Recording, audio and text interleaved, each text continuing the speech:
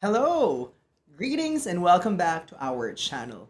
Two of our videos featured Sir Philip doing on the spot speaking, but we don't want people to assume that it's only Sir Philip who is capable of responding to questions on the spot. That's why for this particular video, we're going to provide you with sample responses in IELTS speaking. So we're thinking, how are we going to do this? Because Sir Philip already did it like part one, part two, and part three. So we're thinking maybe we'll just have to respond to one personal question and one conceptual question for you to know the difference. Because in the actual examination, most of the questions would usually ask you to talk about something that's personal or about a general concept. And because I did the most of the talking for the first part, maybe it's Sir Brian's turn first to respond to a personal question. Then I'll respond to a personal question. Then we move on to the conceptual part. Sir Brian first, and then I'll be the one to answer next. So here we go with our model responses in IELTS speaking from non-native speakers whose first language is not English. So let me think of a simple personal question. If you are smart, you can deliver an engaging response and a well-informed answer, even if the question is simple. So, Sir Brian, are you ready for your personal question? Let's do this. Okay, here we go. Kind of nervous. Sir Brian, what is your favorite color? The color that I like the most is white. In fact, my entire room is painted white, and the entire living room where I'm staying in right now is also white in color. The reason for that is it's actually very relaxing to the eyes, and it gives me a very bright and very attractive aura. In fact, I look good in white clothes as well, so most of the clothes that I wear are typically white. Plus, it represents purity, and I believe I'm that kind of person who's very pure at heart and who's always willing to lend a helping hand to those people in need. Sir Brian speaks from the heart. He is not trying to impress you guys. He just responded to the question, what is your favorite color? And he sounds relaxed. And that's how you should be in the actual exam. You're not supposed to visualize yourself having a conversation with a judge in court, or you were called by the high school principal just because you were caught cutting classes. It's not like that. Okay? It has to be casual, it has to be conversational. So it's my turn. I've thought about this question, and this is a question that I really want to ask. Let's talk about schools. Can you describe to me the school that you attended as a child? Well, in my lifetime, I've only been to two schools: University of the Immaculate Conception in Davao City and University of the Philippines. But specifically, this question wants me to focus on my school as a child. That's why I'd like to focus on the University of the Immaculate Conception in Davao City.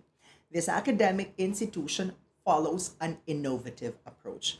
The other schools might focus on academics, but our school focuses on character formation.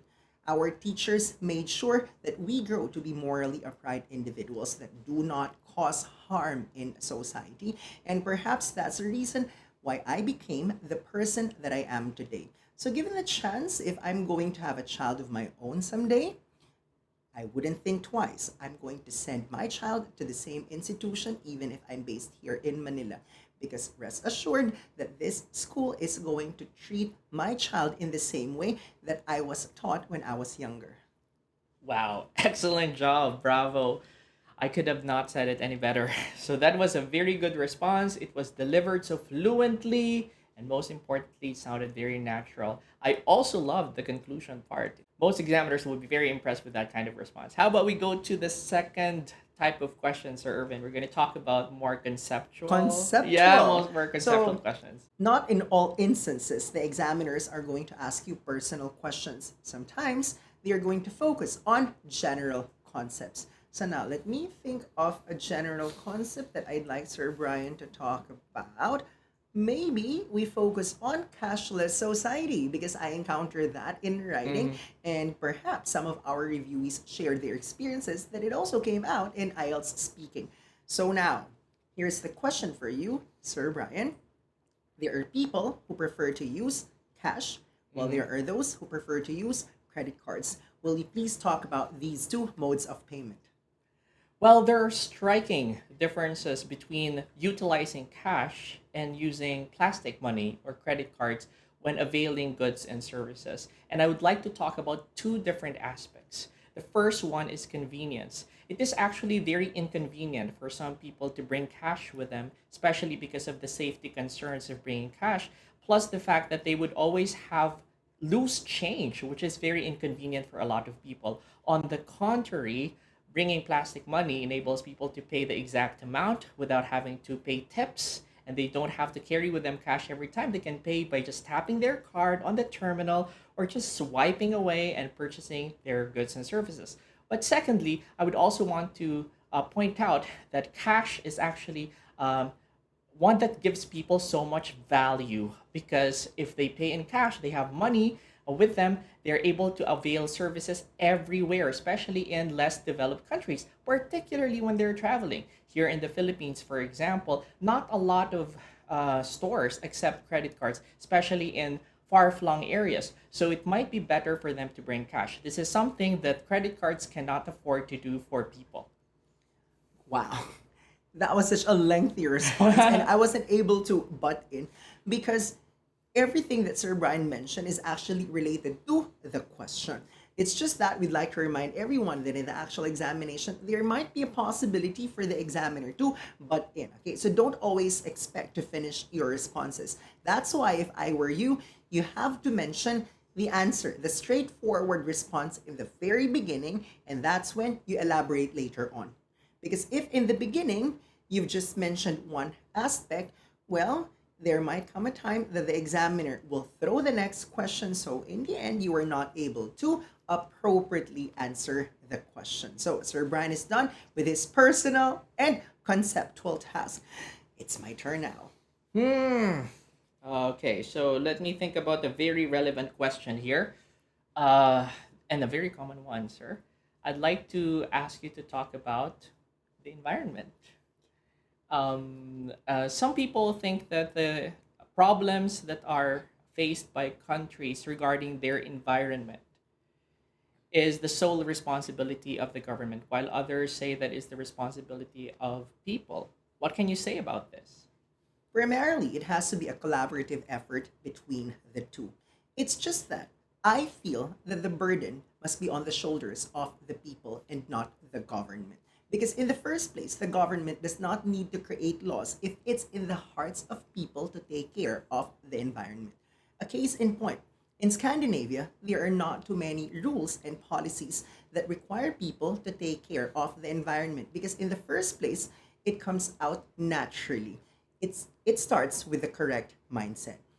In the Philippines, the country where I am from, there are a lot of laws concerning the environment, but these are useless if people keep on engaging in deforestation or illegal logging, solid waste management concerns, or throwing their garbage to the coast. If we are able to teach the younger generation to have this love for the environment, if that is the case and it's written in the palm of our hands, then we don't need to come up with laws and we don't need to depend on the government because it's not just the government, but the people in general are the stewards of creation. Yeah, that's a very positive response. And the opinion was very strong. So you've noticed that Sir Irvin here has a very strong position. It doesn't matter whether you agree or you disagree with the question, or if your answer is a yes or a no. What matters is that you're able to elaborate very clearly why your response is like that. And in the case of Sir Irvin here, he was even able to cite very specific examples that supported his response and fortified his answers. So we're done with this video, Sir Irvin. Anything else that you want to share with our viewers?